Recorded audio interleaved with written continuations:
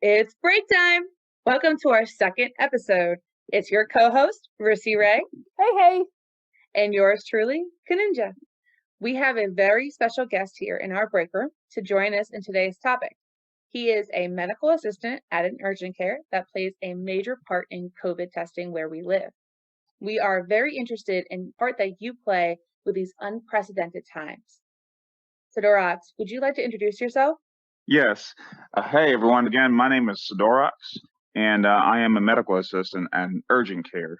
I've been designated to a testing site to test patients who come through the line to get tested for possible exposure to coronavirus, specifically COVID-19.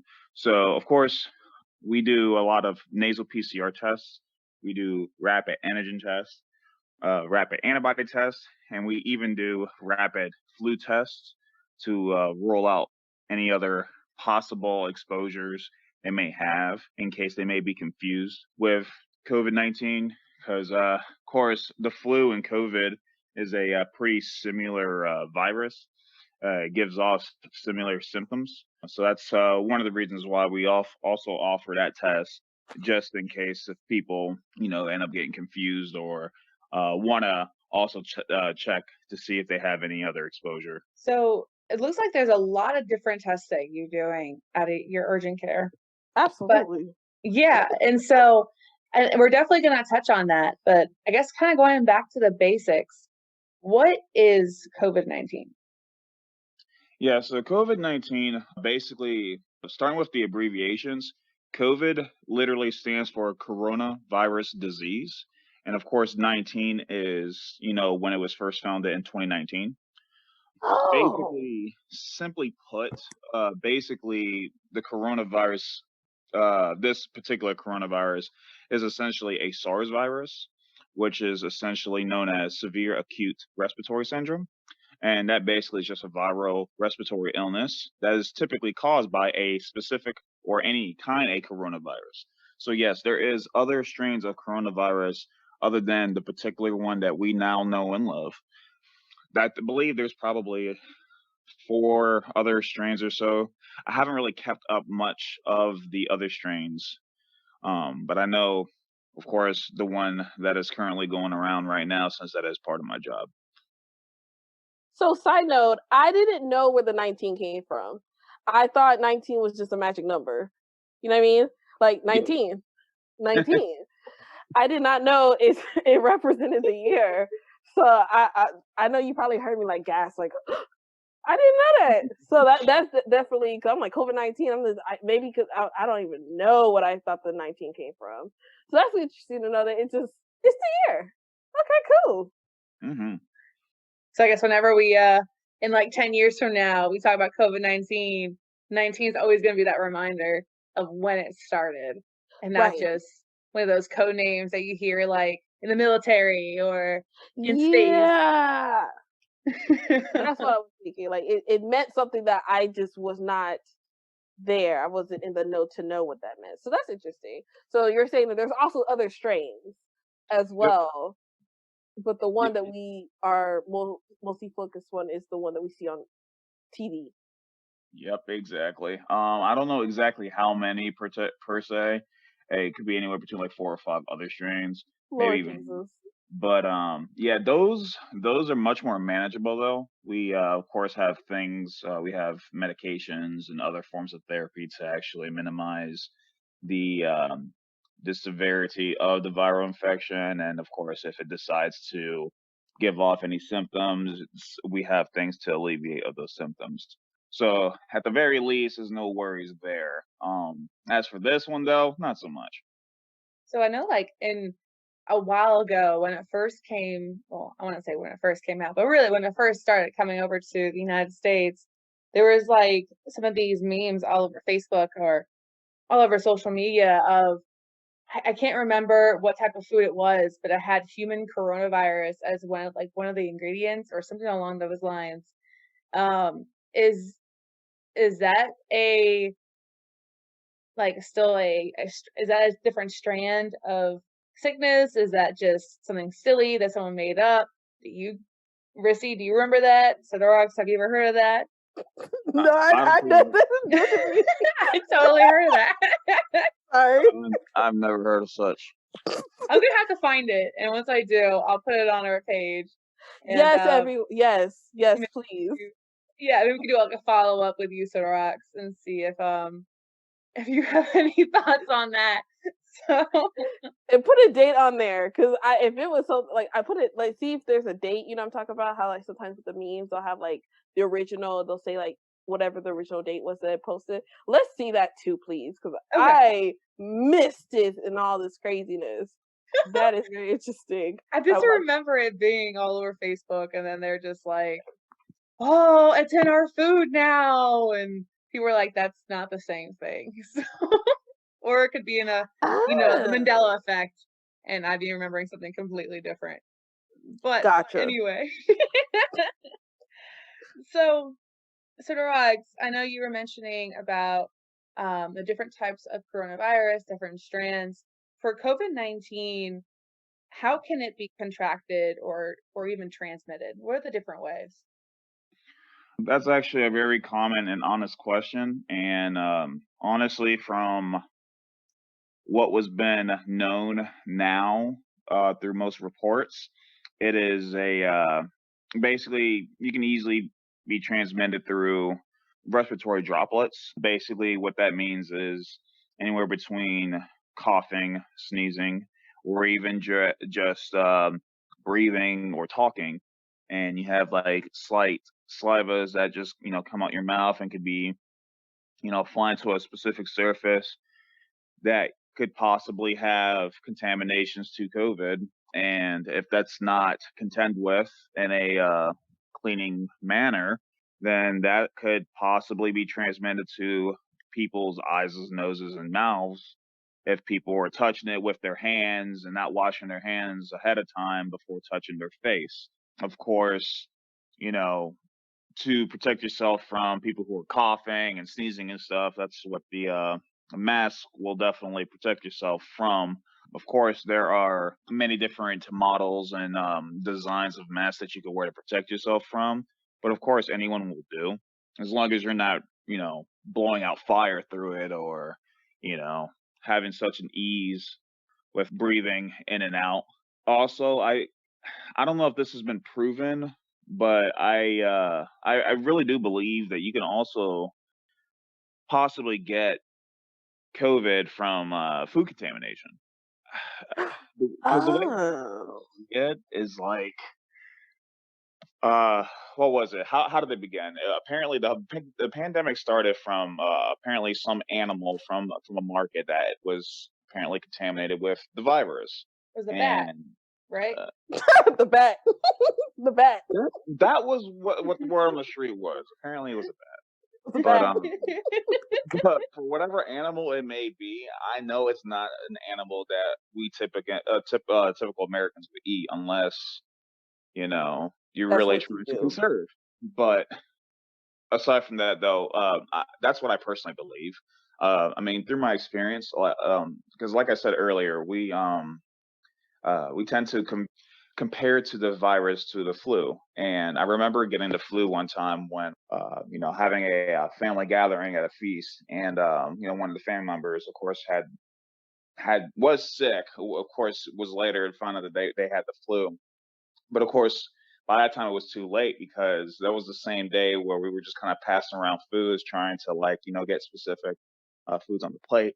And the person who just so happened to be sick were the one that was pretty much helping out, assisting with getting everyone's food on the table and all that stuff. So I happened to be one of the unlucky ones that got sick, unfortunately. So I mean, if you can get sick, that way, I don't see why you couldn't get sick from coronavirus, especially Kaninja. considering that it can survive out in the surface for a decent time, especially longer than a day. So I mean, if you're just getting food just shortly after it's been prepped. And if someone's not prepping it correctly, and I do mean proper hand hygiene and not wearing a mask and respiratory droplets possibly getting into the food and contaminating the food, I really believe that you can possibly get it that way. Now, again, it hasn't exactly been proven, but again, that's just my personal opinion. I really do believe that. and that's just something just to consider. Kaninja, it is in the food. It's in the food. That's it's kind of shocking. Rissy, when you're like, it is in the food, are you like confirming his No, no. It's just with Sadorox experience with with the food handling of the person that was infected. It can be in the food. So I can't wait for you to find that meme. Yes, please find that meme because I believe it now is in the food. Yes. And I guess, thinking about that, going to different restaurants, not really like maybe not so much as the waiters or the waitresses, but like kind of going to certain fast food restaurants. I see certain people like without masks. Does that mean like if they're positive, that it could possibly be in the food that they're handling and I could possibly get it through that as well, even though like I'm social distancing, putting my mask on, but regardless, if someone else is not being safe, could I also get it through that? Is that what you're saying, Sadorox? I'm not I'm not going to confirm 100% that that's accurate, but I'm not going to put that in the back of my mind. I'm going to put it that way. Again, it hasn't been proven 100% that it can be transmitted that way by means of food prep, but it's just I just would not doubt it, only because from experience from a past viral infection and from a different, not a coronavirus, of course, it was of course from a flu, and of course since we like to compare that a lot, I don't see why it wouldn't be any different. I'm not going to test that out, honestly, or obviously, I'm not going to obviously test that stuff, but I just I don't see I don't see that I don't see it being impossible. So it has not been tested, it has not been confirmed, but it is a theory of yours, Sadorox. Yeah, most definitely a possibility. So I'm definitely gonna try to find that meme now, Rissy, like you said. I wasn't ready. I wasn't ready for this. I was ready. I'm more spazzed out than I was before this call. I mean, I'm sorry. I'm so sad that right now. But I do have some interesting facts, though. I'm not sure a lot of people may know about, but let's just say hypothetically someone is carrying a virus, but they're asymptomatic. The good news is basically they're not as contagious compared to someone who could very well be on their deathbed from severe symptoms of the coronavirus. Those people, unfortunately, are very contagious, highly contagious, scary contagious. You know what I mean? Like, this is why we have to wear face shields and N95 masks specifically. We have to wear gowns. We have to wear almost 3 layers of gloves. We have to wear safety goggles on top of that. I think at some point they're having us wear gowns that have it's shaped like hoodies, where we got to cover that over our head, and it's to a point where we're covering everything about our body. It's almost like hazard suits in a way, just to ensure that we're not getting contaminated in any way, despite being exposed by possible positive people. So is it this may be a little bit of an insensitive way of comparing it, but you know how you have food in the refrigerator, right? You have food in the refrigerator for a long period of time, and then it starts to have some mold, So before it reaches that mold, it's it's gone bad, but it hasn't gone moldy bad. So that's asymptomatic. And then when you start having the mold, that means you're showing the symptoms. But when it's covered in mold, that's when it's the people that are in the ICU or something along those lines, where it's completely just throw it out. Oh, I don't want to throw the people out. Well, I don't want to say that, but throw the food out. But it's completely infected, and it could really hurt other people. Is that a good analogy? It's on the top of my head. I don't want to be insensitive. That's just what I thought. Well, to put it in, I don't want to sound judgmental about it, so I'll say it like this. It's a very interesting way of looking at it. Okay. like, That was a very nice way of putting that, Sadorox. I appreciate you softening the blow.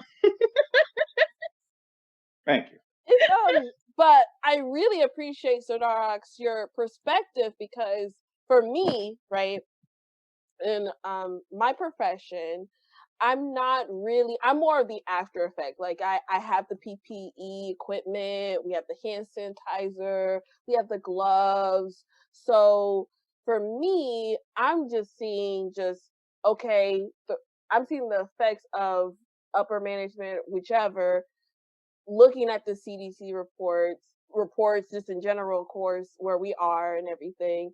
And from there, everything is trickled down to decisions where, hey, your staggered schedule, or you're working from home. Here's your equipment. Let us know if you don't do and do not have the cloth mask. So it's very interesting to see the flip side in the industry that you work in the medical field, to see like, hey, like these are this is bad.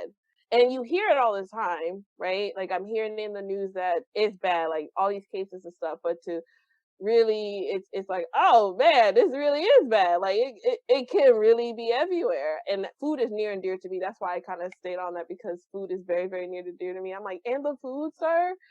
So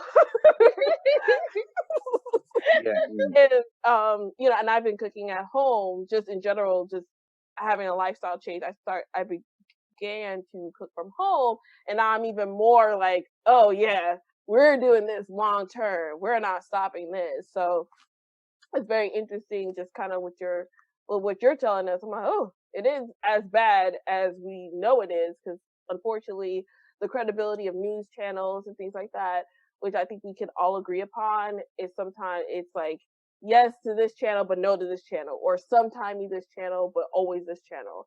Whereas like, oh yeah, it's very. Now I do appreciate the clarification that even if you're asymptomatic, because I think that's where a lot of the fear is coming from, is the asymptomatic part, where you don't know you can have it, but don't, asymptomatic, that you're not as contagious as someone who has full blown, like we got all of it, everything's happening to us.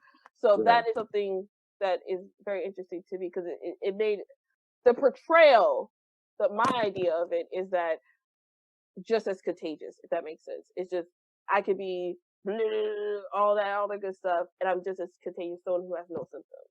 So that's very interesting. On that note, though, Mm-hmm.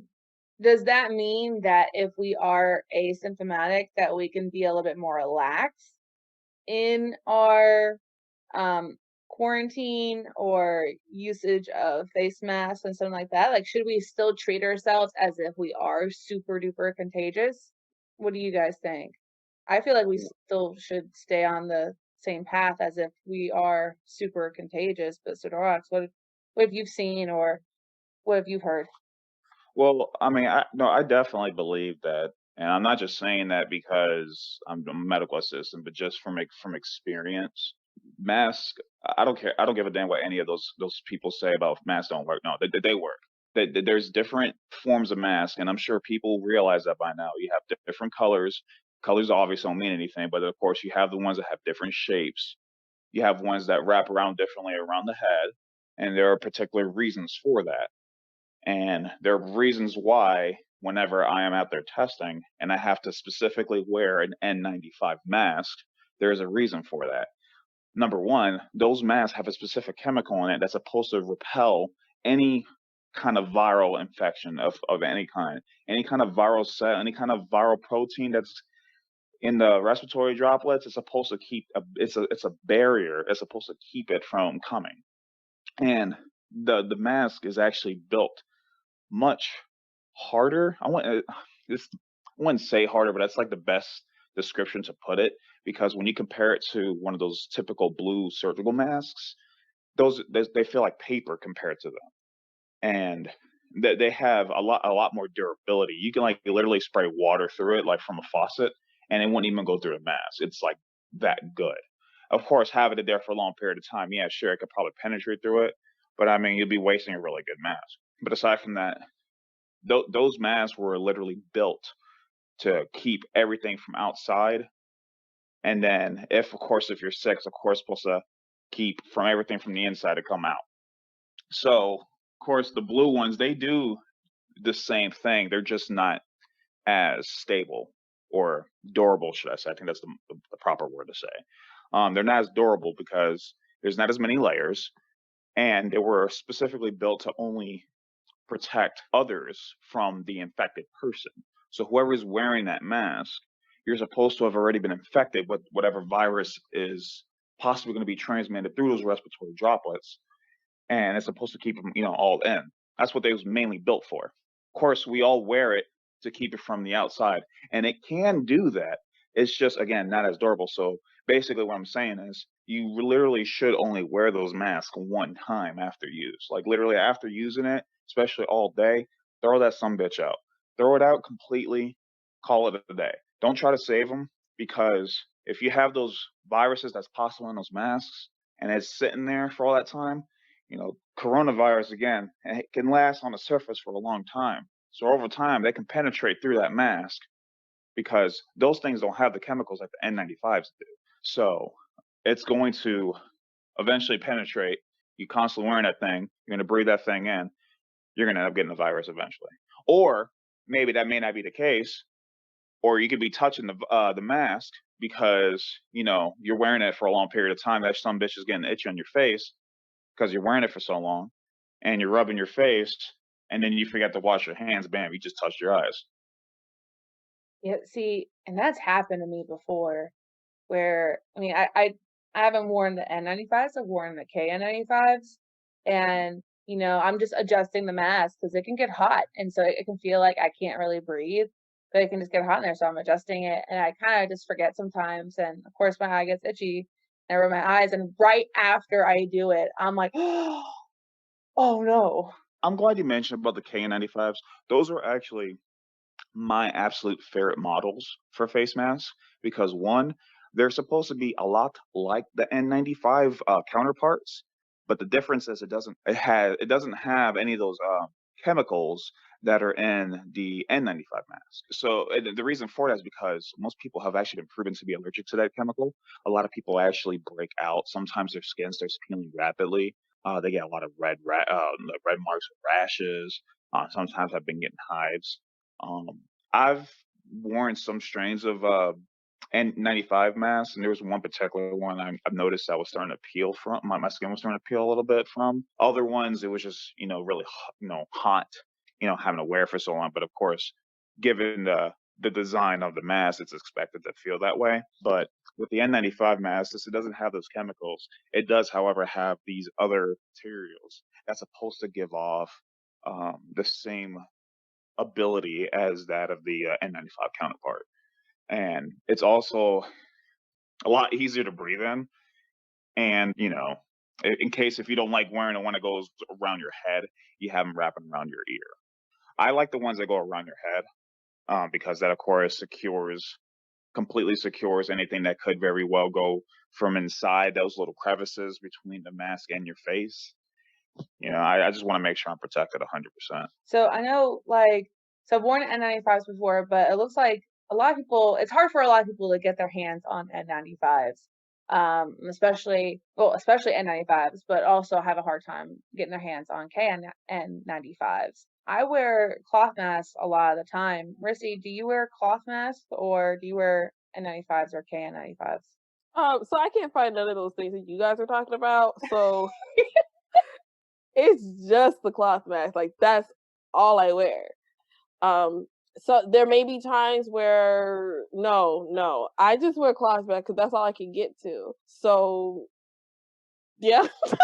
So that makes a lot of sense.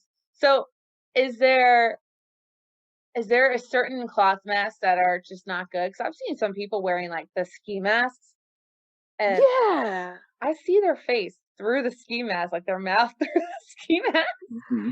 I don't think it carries much protection. Yeah, like, I guess my question was more of the standard, right? Because now when I go to the store, it like okay, back it up. People were wearing the mask wrong, so that's why I noticed because it wasn't covering their face. It was doing like weird stuff, right? And so now I'm seeing stores saying, hey, whatever it is, like cover mouth and nose. But I did see people with face shields, but after hearing Sadorok's talk, I want a face shield. Yeah, so face shields face shields are good to have for sure, and I I can honestly give a couple examples as to why I believe they're good. Mm-hmm. But when you wear a face shield, you should still always wear a face mask. I'll only Mm-hmm. say that the face shields are still good to have, but still need to wear a face mask is because those are perfect for when you actually have actual saliva coming at you. You know what I mean? If you have like saliva or even people sneezing, that's what the shield's for. It's good for that. The mask is good for when you just have just the respiratory respirations coming at you. You know what I mean? Like the oxygen, carbon dioxide kind of you know what I'm saying? Like when they're breathing on you and it's just regular air coming from their lungs and it's just, blowing your way. The mask is good to protect that. So I've actually been around somebody like for 4 hours who literally had the virus already. And the only reason why I know that person had that was because that same person went with us, me and my family, on a trip to Vegas. And, when we came back on the airplane, he sat right next to me for 4 hours straight. And the day after we got tested, he was the only one who got tested positive, or the rest of us got tested negative. It was really interesting because we were near him for a pretty decent amount of time. It was actually, it kind of makes me concerned me for a while because it's like, okay, I know I was right next to him for the longest time, and I think at one point it didn't have a mask around him because you would think that if you're going with your family the whole time and everyone is like negative, you would think that like it's almost like you guys treat yourselves as like one person in a way. That's how I Mm-hmm. feel sometimes whenever I'm with my family, people that I know. Whenever I hang with them, it's like I don't think I feel the need to put my mask around them. Sometimes I always feel that weakness of doing it, and I forget to, you know, I forget to like, I don't know. I I get do have those a quick moments. question.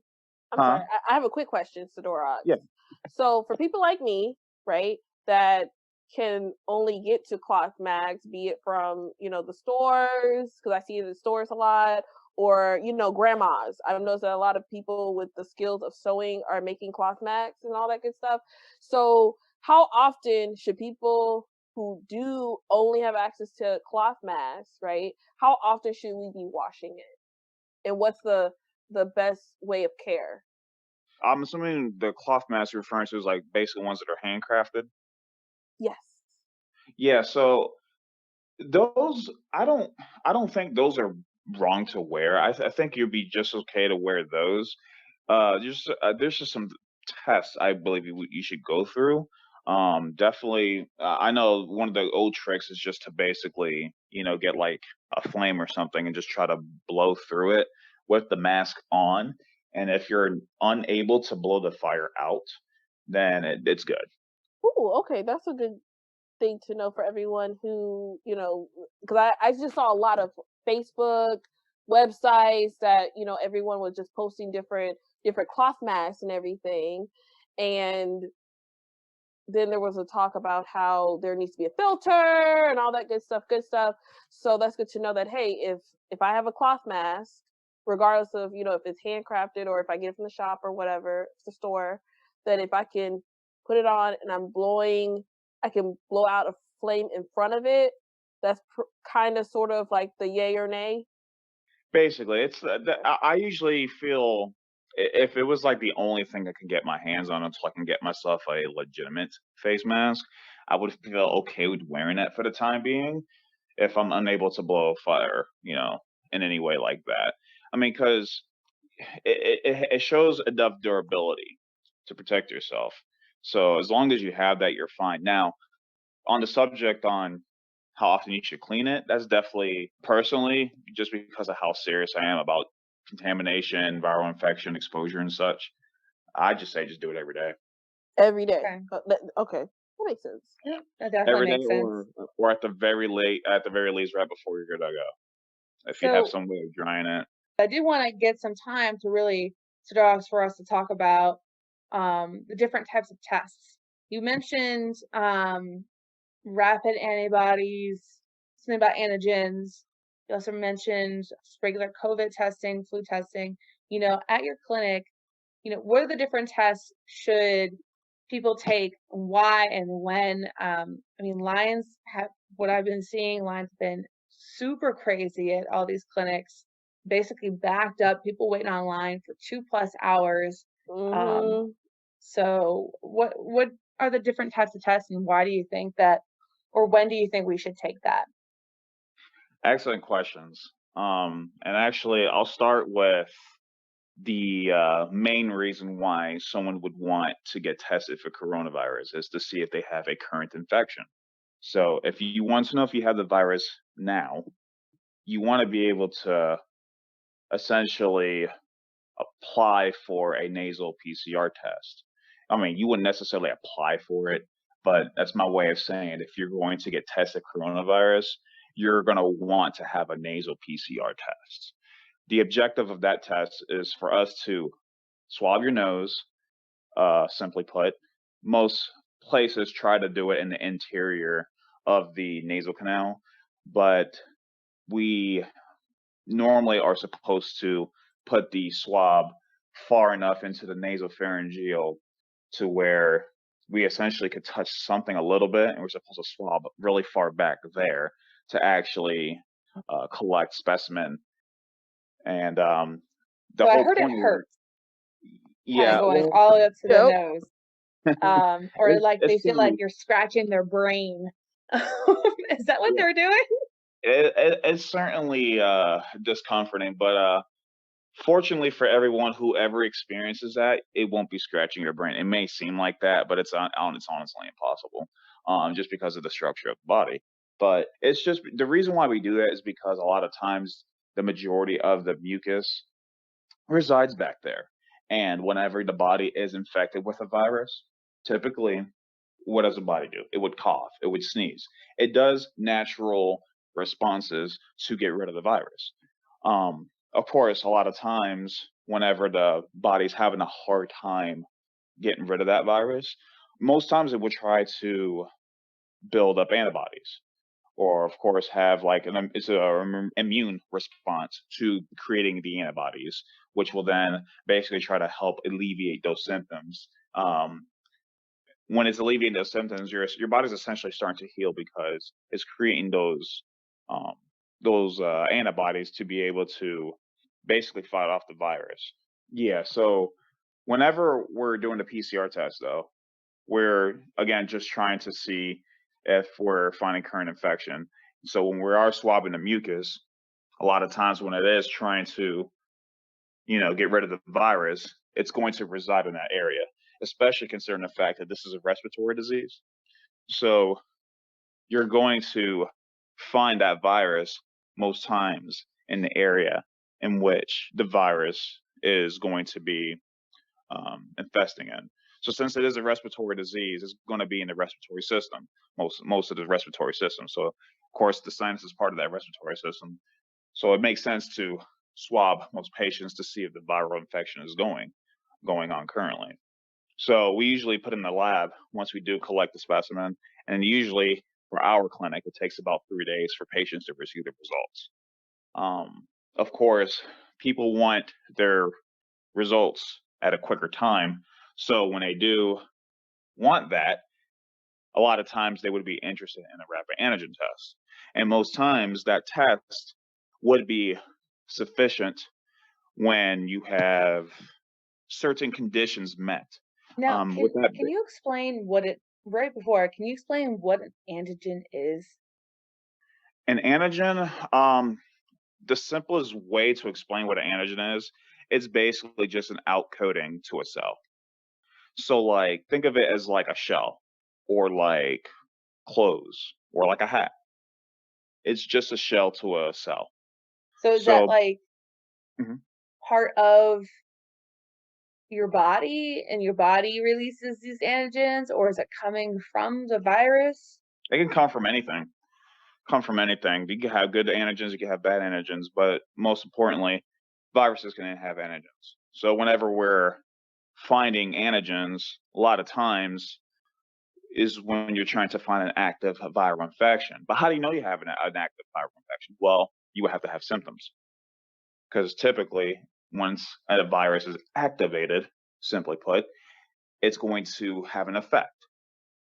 So when it has an effect, it's going to cause that effect to occur, such as symptoms. So you may have coughing, you may have fever, you may have a runny nose, you may have a headache, you may have diarrhea, you may have fever, you may have chills, you may have pains in the muscles.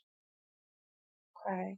So would you consider, so you said that antigens, I know we're kind of going a little bit off topic, but this seems like it's a, a fairly new test. And it's definitely like for people like me, antigens is not something that I hear every day. I hear about antibodies, I hear about viruses, but I don't hear about antigens. So, basically, would you say that someone who's asymptomatic, would they have antigens as well? Because, I mean, if they're asymptomatic, is their virus active? So it is, but it's a lot harder to detect. Okay. So whenever someone takes an antigen test, you have to meet certain requirements. The only requirement is essentially experiencing symptoms anywhere between 3 to 7 days, no later than that. Because after 7 days, your body is just not going to detect the virus anymore. Why is that? Well, because the body's starting to heal now. The body's starting to make some improvements. It's starting to develop those antibodies. It's starting to heal up now. So now it's going to be harder to detect those antigens because the body's starting to make improvements already. Okay. So are a lot of people trying to get antigens, like you said, just because it's quicker? But could you get a false negative or a false positive taking this antigen test? You most definitely can. And that's why it's very important to take the test when you meet the requirements. So whenever you want to take a test, it's always important to just try to take it when you have symptoms, because that's when you have an actual active infection. And when you have that, you have those symptoms, it's just like we were talking about earlier. Whenever you are more symptomatic, you have more symptoms, you're going to be more contagious. So since you're more contagious, you're going to have more concentrated viral concentrations in your specimens as well, because since the body can't handle it, there's much more viruses that are being built. It's kind of like, think about it this way. You're thinking about war, right? Like a battlefield.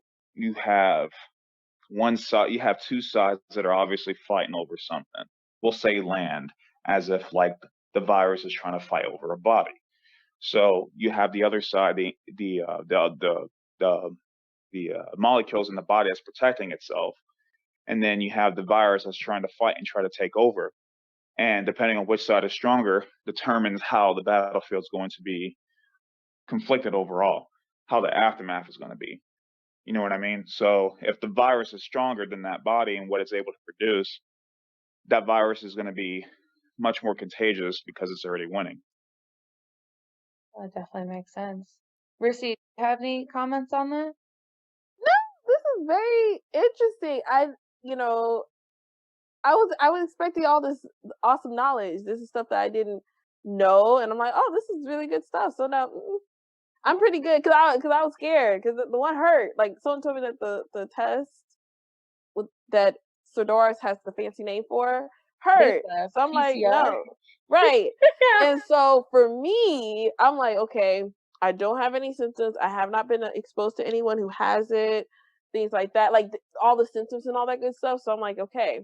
So I'm like, okay. It's scary. I don't like pain. I don't like pain. I can definitely understand if, with my family, work, if they're like, hey, you gotta get tested, I understand that part. But I'm like, okay, I'm very careful. I try to be as much careful as I possibly can, as do everyone else. And so that was my question about the one that hurt. I was like, because I was told that, like, I'm like, it hurt. I don't like pain. So it's very interesting. It hurt. It hurt. So with that being said, it's very interesting to know that there's other tests, but from what Sadorox explained, they can both bring a false negative, false positive, but you have to meet the requirements. So that's good to know. Definitely.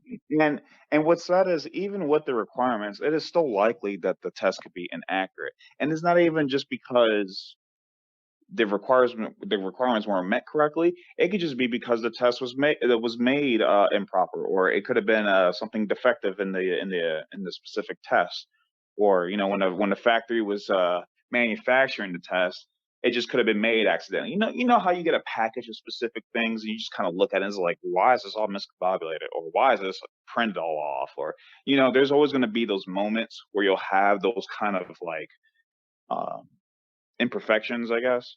So whenever you have that could have a negative effect on the result. It can have an inaccurate result just because of how the test was made. And that's a huge issue too with the antigen tests that we have now, because I know when I was doing a lot of them for the patients, there was a few of them where I was just following the directions exactly how we're supposed to. We're supposed to just add this solution that came with the test. So add 6 drops of the solution. And then whenever you collect the specimen, you're supposed to put it in the second hole from the first hole where you added the solution. Only turn it 3 times. You close the test, and it's supposed to absorb all the solution and the specimen combination. Sometimes after I do that, it takes like 5 minutes before it starts soaking it up, and it drives me crazy because the patient's supposed to wait 15 minutes for their results, and 5 minutes gone by and it's not even calculating yet. How am I supposed to give them the results on time? You know what I mean? They're going to end up waiting like an extra 5-10 minutes because the test wants to take its time. Definitely. That makes a lot of sense. We're about to be on our break, but I guess, Sadorox, I'm going to kind of do a summary and definitely let me know if I've, misinterpreted anything. But as far as the test, if you have encountered anyone that is positive or that may have symptoms and you want to get tested, your best bet and the highest accuracy is the PCR test, is the one that goes up your nose. And if you do have symptoms, then you could get and if you meet the other requirements, you could get the rapid antigen test.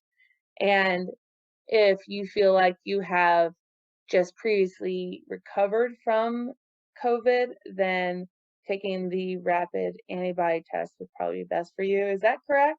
Yeah, that's pretty much the gist of how it's done. Yeah, pretty much. So I know the holidays just has passed, and I'm sure you've had a lot of patients come by just to check that they were good, regardless if they had symptoms or not. So I know Christmas is coming up in a month. So if you are wondering if you are positive or if you have anything but you have no symptoms, make sure you time getting PCR tests as soon as you can, because that is the most accurate. Is that also true? That is true, but one thing I would like to add is that, let's just say hypothetically you are getting tested, just make sure that you are testing when you have been exposed, but 3 days after being exposed. Because let's just say if you have been exposed, you did contract the virus is not going to activate until 3 days later after exposure.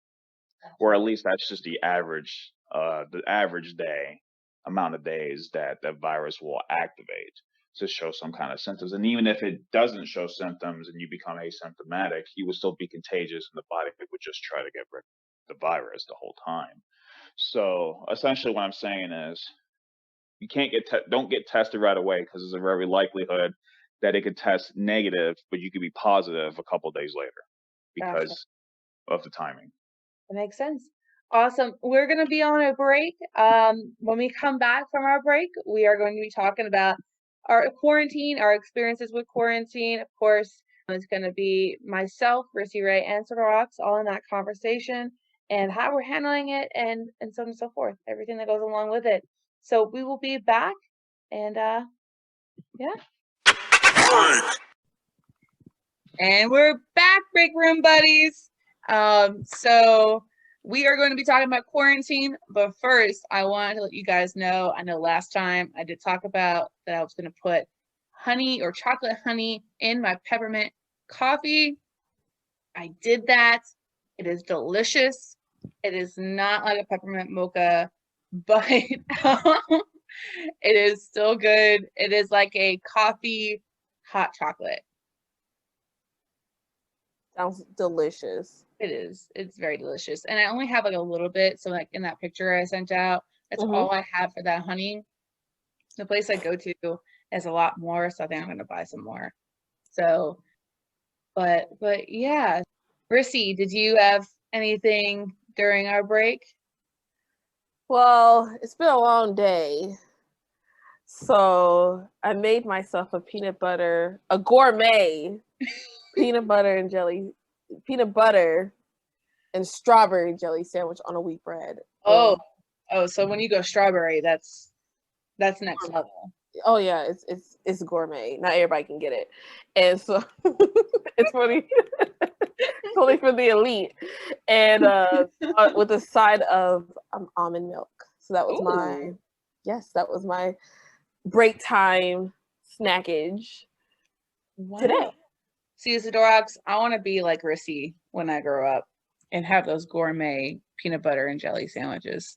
Lies. Where do you find chocolate honey? Like, where does that exist, Oprah? Like chocolate honey? Where? Yeah, to be fair, it does sound a little too cliche for you to have like chocolate honey or like whipped honey or cinnamon honey or all these other like insane honeys that's not normally found in your local retail store. Oh, okay, but like strawberry jelly, whose side are you on, Sadorox? Look, I'm just making logic out of this. We appreciate that. We appreciate you, Sadorox, because we know what you mean.